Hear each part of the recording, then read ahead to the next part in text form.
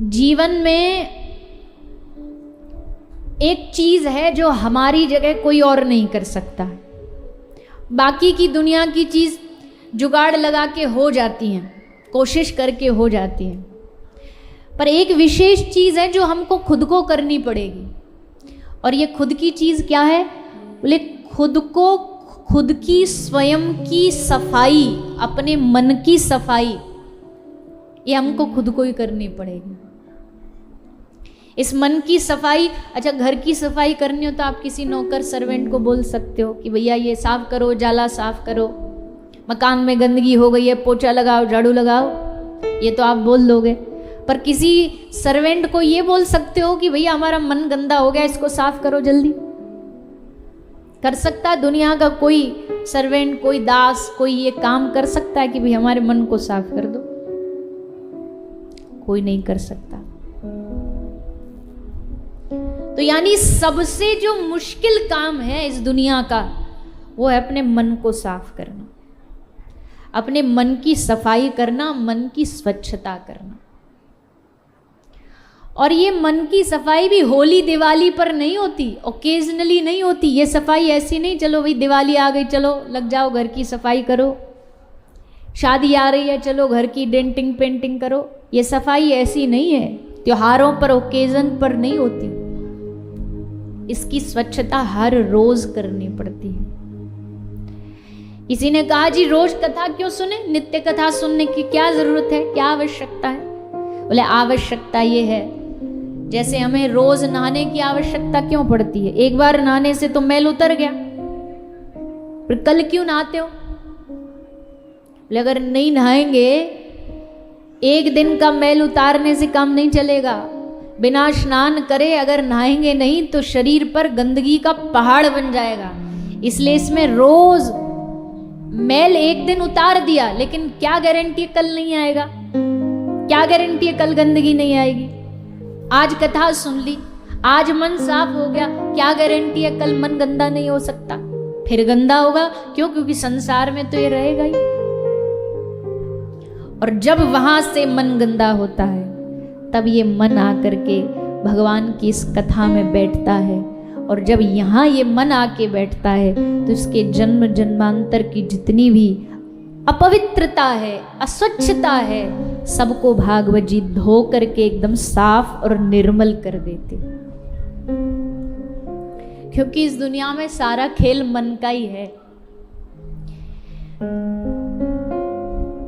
मैं अक्सर एक बात कहती हूं, ये आदमी मेरा नहीं है। अगर ये मन ने मान लिया तो यहां बैठा वो व्यक्ति आपके जो पास में बैठा, उसको देख करके आपको जरा नजदीक में बैठ जाएगा तो आपको गर्मी लगेगी उससे। अगर आपके मन ने मान लिया ये मेरा नहीं है तो, और वहीं आपके मन ने ये मान लिया कि नहीं ये मेरा है, तो उसके एकदम हाथ रख के उसके पास कंधे पर हाथ रख के आराम से बैठ जाएंगे। यानी सिर्फ मेरा मानने से स्थिति पूरी बदल जाती है। इसलिए मन का बड़ा खेल है। इस मन को भगवान से जोड़ने के लिए हर रोज कथा आवश्यक है। हर रोज, बोले अब हर रोज एक ही कथा कैसे सुनाओगे, कैसे सुनेंगे? अच्छा, अब आपको कोई एक भौतिक उदाहरण है, पर एक कोई फिल्म, एक कोई मूवी महीने में आपको 3 बार देखने को कह दी जाए, हर सप्ताह देखनी है, सालों तक देखनी है, सालों तक मतलब जब तक जीवित हो तब तक देखनी है, देख पाओगे? बोलिए ना, मन करेगा देखने का? अभी देखी, फिर अगले सप्ताह, कहानी पता, सब कुछ पता। लेकिन भागवत का अगर हम थोड़ा सा कैलकुलेशन करें, रेशो निकालें, तो हम जो कथा कहने वाले महीने में 3 कथा करते हैं। 3 तो होती है। अब महीने में 3 बार एक ही कथा, मतलब मूल तो कथा वही रहे ना, 18,000 श्लोक वाली। अरे कोई एक बात हो परिवार की, एक कोई संसार वाली बात हो ना, और उसने कल हमें बताई हो, आज हमें दोबारा बताने लगे, तो हम उससे कहेंगे अरे भैया आपने बता दी हमें। तीसरी बार बताएगा तो फिर बोलेंगे कितनी बार बताओगे, बता तो दिया, एक ही तो, वही तो बात है। लेकिन श्रीमद् भागवत कथा आज से हमारा जन्म हुआ तब से नहीं चल रही, ये युगों युगों से चलती आ रही है। युगों युगों से इसको कहने वाले कह रहे हैं, सुनने वाले सुन रहे हैं, और कराने वाले करा रहे हैं।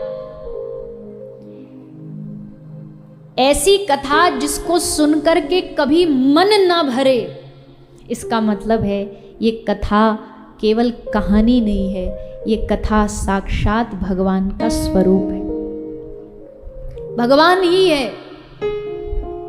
अब जो समझ गए इसकी महिमा समझ गए, नहीं तो कुछ तो ऐसे भी हैं, कुछों की स्थिति तो ऐसी है कि 4 बजे कथा सुनने के लिए घर से निकले और जैसे छींक आई, राम राम राम, आज नहीं जाएंगे, आज कथा नहीं सुनेंगे। कथा सुनने का प्लान बनाया, जरा सा बादल उमड़े, बारिश की 2 बूंदें गिरी, अरे रे भैया बारिश हो गई, हम नहीं जाएंगे, जैसे यही गली जाएंगे क्या पानी में, आज तो कथा सुनने नहीं जाएंगे।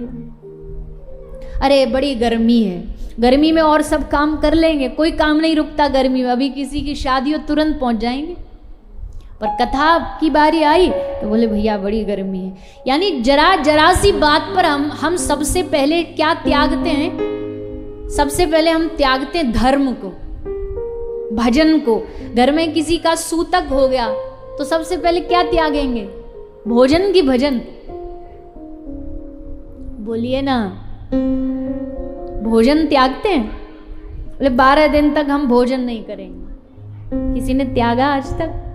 सबसे पहले क्या त्यागते हैं, हर काम में, सूतक हो, शौच अवस्था हो, कोई भी अवस्था हो, सबसे पहले भजन छोड़ते हैं, भक्ति छोड़ देते, बाकी कुछ नहीं छोड़ते, जीना नहीं छोड़ते, हंसना नहीं छोड़ते, सोना नहीं छोड़ते, भोजन नहीं छोड़ते, भजन छोड़ देंगे, इसके बगैर हमारा काम चल जाता। लेकिन एक जो सच्चा निष्ठावान व्यक्ति होगा वो सब कुछ छोड़ सकता है, पर वो कभी सत्संग नहीं छोड़ेगा, वो कभी भगवान की भक्ति नहीं छोड़ेगा, वो भजन नहीं छोड़ेगा। उसको पता है कि जब भी जीवन के पाप नष्ट होंगे तो कैसे होंगे। एक बड़ी सुंदर बात कही कि ज्ञान घटे नर मूढ़ की संगत। ज्ञान क्षीण हो जाता है जब आप किसी मूढ़ मतलब मूर्ख की संगत करोगे तो तुम्हारा ज्ञान धीरे धीरे खत्म हो जाएगा।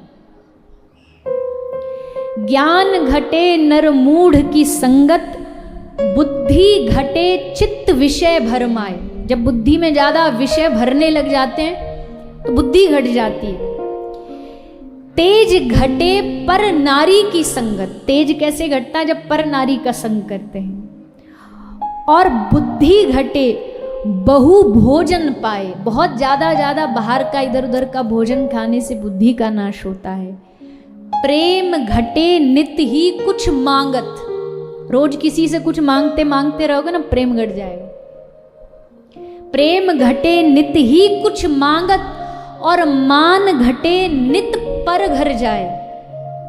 रोज किसी के घर जाके डेरा जमा लो, एक दिन सम्मान करेगा, 2 दिन सम्मान करेगा, उसके बाद फिर वही हालत हो जाएगी कि अतिथि तुम कब निकलोगे यहाँ से, तुम कब जाओगे यहाँ से। ज्यादा किसी के घर जाकर के बेफिजूल में बैठे से मान घट जाता है। इसलिए प्रेम घटे नित ही कुछ मांगत, मान घटे नित पर घर जाए। दयाल कहे सुन रे मन मूरख, पाप घटे हरि के गुण गाए। अगर पाप घटाने तो कैसे घटेंगे, हरि का गुणगान गाओ, हरि की कथा गाओ, हरि की कथा सुनो, हरि का नाम जपो, हरि का दर्शन करो।